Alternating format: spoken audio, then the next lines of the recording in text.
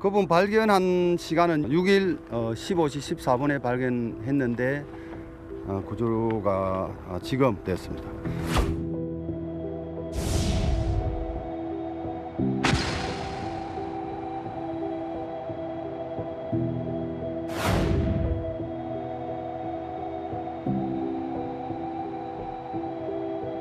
추가 생존자를 구조하지 못해 가족분들과 국민 여러분들께 사고 수술 맡고 있는 책임자로서 정말 송구합니다.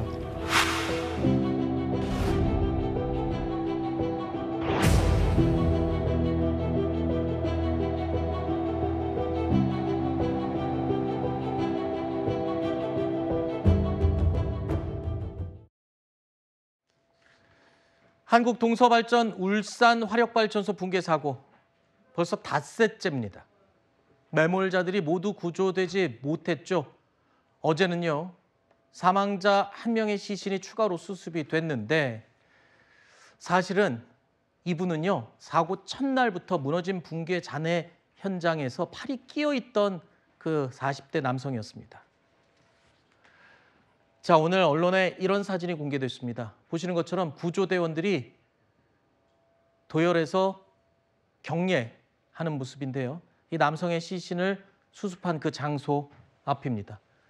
왜냐하면 발견 당시만 해도 의식이 있었지만 추가 붕괴 위험이 있어서 적극적인 구조 작업을 도저히 할 수가 없었죠.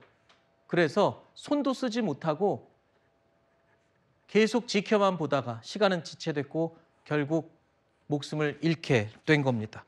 자, 이런 부분에 구조대원들이 안타까운 마음, 죄송한 마음에 아까 보신 것처럼 희생자의 시신 수습 현장에서 거수 경례를 하는 모습을 보였습니다. 굉장히 안타까운 상황인데요. 이렇게 매몰된 7명 가운데 3명이 숨진 것으로 지금 집계가 되고 있습니다. 남은 4명은 아직 잔해 속에 여전히 매몰되어 있습니다. 이 가운데 2명 숨진 것으로 추정이 되고 있고요. 나머지 2명은 아직도 소재 파악이 안 되고 있습니다. 마음 같아서는 빨리 찾고 빨리 구조를 했으면 좋겠는데 수색 작업이 지금 중단됐다고요?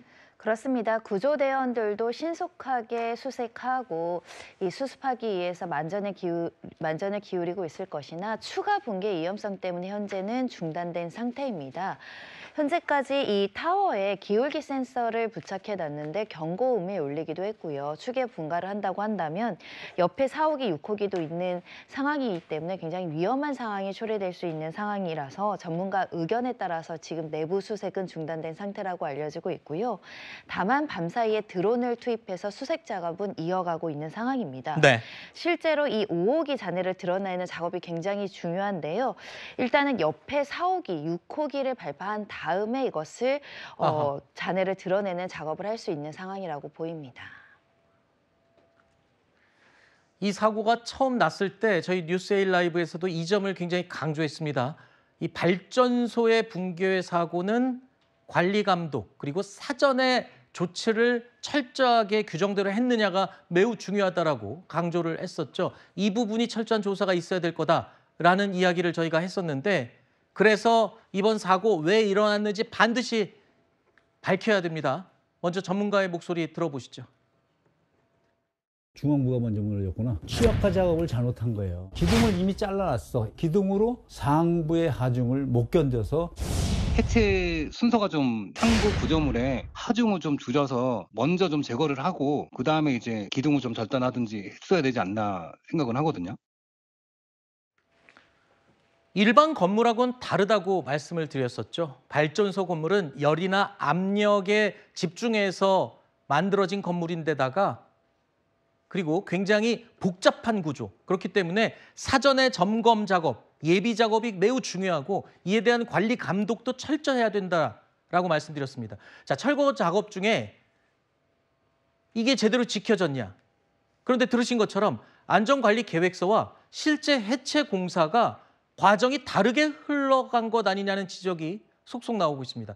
당초 안전관리 계획서에는 상부에서 하부로, 그러니까 위에서부터 아래로 해체를 하는 순서로 계획이 됐었는데 실제로 해체 공사를 할 때는 밑에부터 하부부터 1단계 철거를 진행하고 상부로 올라간 정황이 드러난 겁니다.